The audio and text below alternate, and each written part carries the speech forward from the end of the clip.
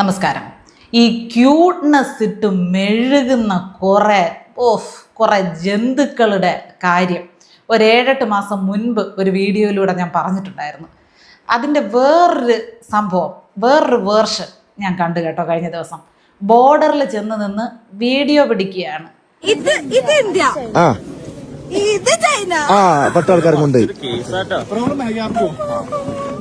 അവിടെ കൃത്യമായിട്ട് അവർ അതിർത്തിക്ക് ചങ്ങല സ്ഥാപിച്ചിട്ടുണ്ട്.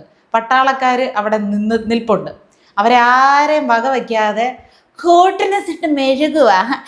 ഇത് ഇന്ത്യ, ഇത് ചൈന, ഇത് ഞാൻ ഇന്ത്യയിലാണ് കാല് വെച്ചിരിക്കുന്നത്, ഇത് ഞാൻ ചൈനയിലാണ് കാല് വെച്ചിരിക്കുന്നത്. 2 കാല് ഇപ്പുറം അപ്പുറം ആ ബോർഡറിനെയൊക്കെ തട്ടിമറിച്ച് അവിടെ ഇട്ട് ആ ചങ്ങലയൊക്കെ വലിച്ചപ്പുറത്തിട്ട് അവിടെ നിന്ന് കളിക്കുക, തുള്ളി കളിക്കുക, ക്യൂട്ട്നെസ് വാരി മെഴുകി. അപ്പോൾ പട്ടാളക്കാരൻ ചെന്നിട്ട് ചോദിച്ചു, എന്താ അതിൻ്റെ പ്രശ്നമെന്ന്. എന്തോ 1 രൂപയുടെ കുറവുള്ളതുപോലെ പട്ടാളക്കാരന് തോന്നിയത് കൊണ്ടായിരിക്കും ചോദിച്ചത്. ഇതിനൊക്കെ കുറവാണ്. എന്തിൻ്റെ കുറവാണെന്നറിയാവോ? അതിൻ്റെ കുറവ്.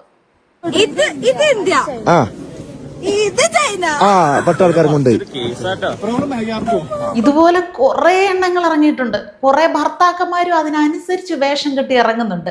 10, 35, 40 വയസ്സുള്ള പെണ്ണുങ്ങളായിരിക്കും, പെമ്പറന്നോരുകളായിരിക്കും ഇതൊക്കെ. ഇതിനെയൊക്കെ അങ്ങോട്ട് കെട്ടി എഴുന്നള്ളിച്ചിട്ട് വായിടകത്ത് കുറച്ച് വെള്ളമോ എന്താണോ ഇട്ട് കൊടുക്കുന്നത്. പിന്നെ അങ്ങോട്ട് നാക്ക് കിടന്ന് കളിക്കുന്ന കളി. നേരത്തെ പോയി സംസാരിച്ചാൽ പിന്നെ പറ്റൂല പെണ്ണുങ്ങൾക്ക്. കുഞ്ഞു പിള്ളേരുടെ പോലുള്ള സംസാരമേ വരുള്ളൂ. ഒരു ഭാര്യയും ഭർത്താവും, അതുങ്ങൾക്കെല്ലാം 18, 19 വയസ്സൊക്കെ ഉള്ളൂ, ഭാര്യയ്ക്കും ഭർത്താവിനും. അവർ രണ്ടുപേരും കൂടെ ഉള്ള ഒരു ഇന്റർവ്യൂ കണ്ടു.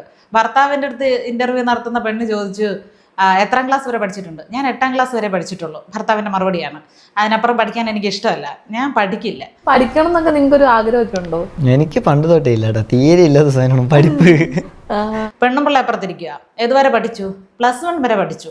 ഇനി എനിക്ക് പഠിക്കേണ്ട ആവശ്യമില്ലല്ലോ, ഞാൻ പണിക്ക് പോവില്ലല്ലോ, അവനല്ലേ പണിക്ക് പോയി എനിക്കിനി ആഹാരം കൊണ്ട് തരുന്നത്. ഇനി ഇവനെ കൊണ്ട് തന്നെ ഇവനെ ജോലിക്ക് വിടുന്നത്, ഞാൻ ജോലിക്കൊന്നും പോകത്തില്ല, അതുകൊണ്ട് പിന്നെ പഠിപ്പിന്റെ ആവശ്യമില്ലല്ലോ. ഞാൻ പണിക്കൊന്നും പോയില്ല, അവനെ പണിക്ക് വിട്ടാണ് ഞാൻ ജീവിക്കാൻ പോകുന്നത്. എന്ത് വലിയൊരു ക്രെഡിറ്റ് പോലെ, എന്ത് വലിയൊരു കാര്യം സംസാരിക്കുന്നത് പോലെ പറയാം. ഞാൻ ജോലി ചെയ്ത് ജീവിക്കത്തില്ല, 8ാം ക്ലാസ് വരെ പഠിച്ച അവനെ പണിക്ക് വിട്ട് ഞാൻ ജീവിച്ചോളാന്ന് +1 വരെ പഠിച്ചവള് പറയുക.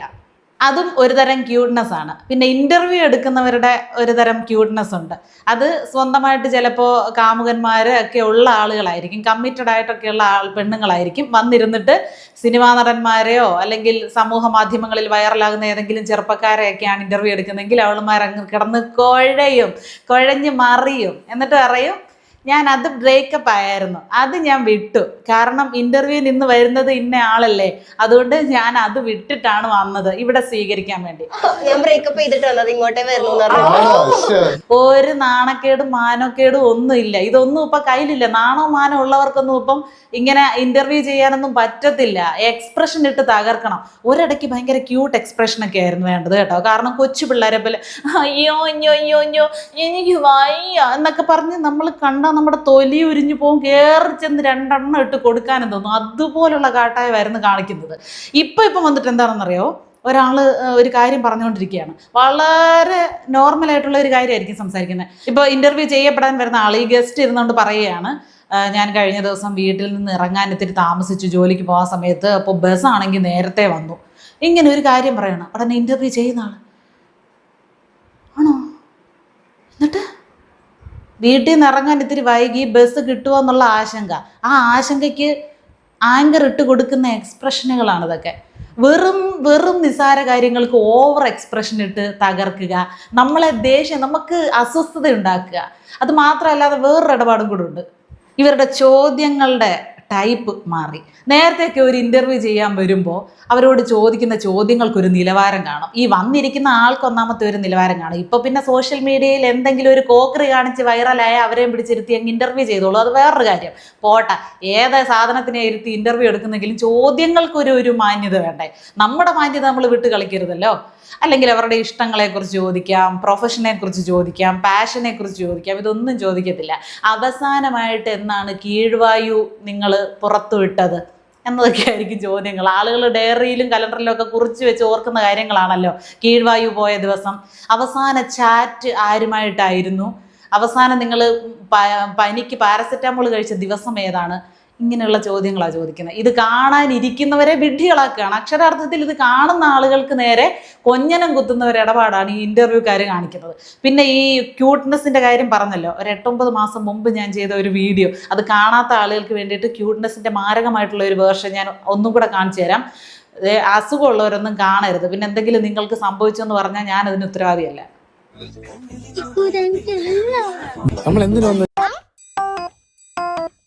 അയ്യോ, ഒരു ഭാര്യയും ഭർത്താവുക കണ്ട ഒരു 30 വയസ്സ് എങ്ങനാണേലും വരും ആ പെണ്ണിന്. അല്ലെങ്കിൽ പോട്ടെ 20-25 ആയിക്കോട്ടെ. ചോക്ലേറ്റിൻ്റെ സെക്ഷൻ കടയിൽ കണ്ടപ്പോൾ എനിക്കിതെല്ലാം വേണം എന്ന് പറഞ്ഞ് തറയിൽ കിടന്ന് കൈയും കാലും ഇട്ട് അടിക്കുക. ക്യൂട്ട്നെസ് തൂക്കിത്തരാം.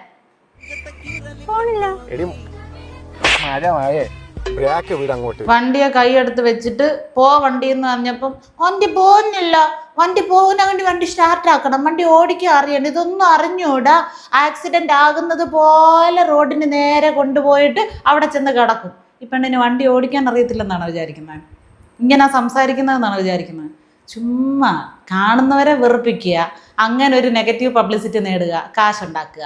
എങ്ങനെ ദഹിക്കുന്നോ എന്തോ അതിന് വാങ്ങിച്ച് തിന്നുന്ന ആഹാരം.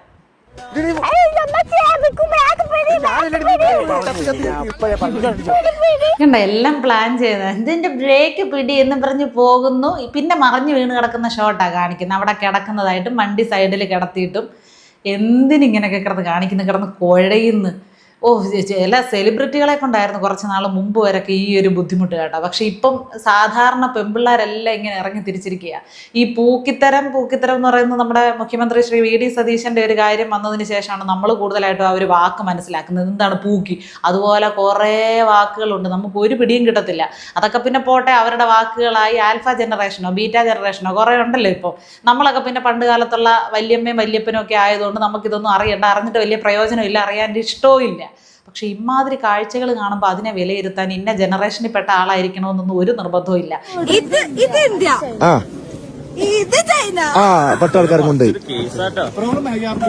ഇങ്ങനെ ഇരുന്ന് പറയുന്നത് പ്രായം കഴിഞ്ഞു എന്റെ സോക്കേടാണെന്നും ആരും പറയണ്ട. അങ്ങനെ ഒരു കമന്റ് ഇവിടെ നിരോധിച്ചിരിക്കുക. അതിന്റെ ഒന്നുമല്ല. ആർക്ക് വേണമെങ്കിൽ ഇങ്ങനെ കടന്ന് പ്രഹസനങ്ങളൊക്കെ കാണിക്കുക. അതിന് പ്രായം ഒരു പ്രശ്നമല്ല. പക്ഷെ നമുക്കൊരു ജീവിതം നമ്മൾ കുറച്ച് നാൾ, ഒരു 10-20 വർഷം ഭൂമി ജീവിച്ചു കഴിഞ്ഞാൽ അതിൻ്റെതായിട്ടുള്ള പക്വത നമ്മൾ നേടിയെടുക്കുകയാണ്. നമ്മുടെ പെരുമാറ്റത്തിലും നമ്മുടെ സംസാരത്തിലും നമ്മുടെ അറിവിലും എല്ലാം ആ പക്വത ഒന്ന് നിറയണം. അല്ലാതെ കുറേ സർട്ടിഫിക്കറ്റുകൾ വാങ്ങിച്ച് അലമാരയിൽ അടുക്കി വെച്ചതുകൊണ്ട് മാത്രം നമ്മുടെ പ്രായം കൂടുകയോ നമ്മുടെ അറിവ് കൂടുകയോ ചെയ്യില്ല. എല്ലാ വർഷവും കേക്ക് മുറിച്ചതുകൊണ്ട് മാത്രം പ്രായം കൂടുകയോ ഇല്ല. കുറച്ച് പക്വത വേണം, കുറച്ച് ഔചിത്യ ബോധം വേണം. എന്താ സംസാരിക്കുന്നത്, എങ്ങനെയാണ് സംസാരിക്കുന്നത്, എങ്ങനെയാണ് പൈസ ഉണ്ടാക്കേണ്ടത്, എങ്ങനെയാണ് പബ്ലിസിറ്റി നേടേണ്ടത് എന്നതിനെക്കുറിച്ചൊക്കെ കൃത്യമായിട്ടൊരു ഗ്രാഹ്യം വേണം. അങ്ങനെ ഒരു കഴിവ് വേണം. എന്തെങ്കിലും കാട്ടിക്കൂട്ടി ഇങ്ങനെ ആളുകളുടെ, പ്രത്യേകിച്ച് ഇങ്ങനെ വന്ന് പെണ്ണുങ്ങളിൽ നിന്ന് കുഴയരുതേ. തുണി അഴിച്ചിട്ടുണ്ടാക്കാൻ കുറേ എണ്ണങ്ങൾ, തുണി ഇട്ടുകൊണ്ട് ഇങ്ങനെ വെറുപ്പിക്കാൻ കുറേ എണ്ണങ്ങൾ, നോർമലായിട്ട് എന്തെങ്കിലും 10 വർത്തമാനം പറയുന്നവർക്ക്, സമൂഹത്തിന് പ്രയോജനമുള്ള ആവശ്യമുള്ള കാര്യങ്ങൾ സംസാരിക്കുന്നവർക്ക് വ്യൂസ് ഉണ്ടോ, അത് കാണാൻ ആളുകളുണ്ടോ? ഇങ്ങനെയുള്ളതിനെയൊക്കെ കയറ്റി വിടാൻ വേണ്ടിയിരിക്കുന്ന ആളുകൾക്കും ഒരു നല്ല നമസ്കാരം.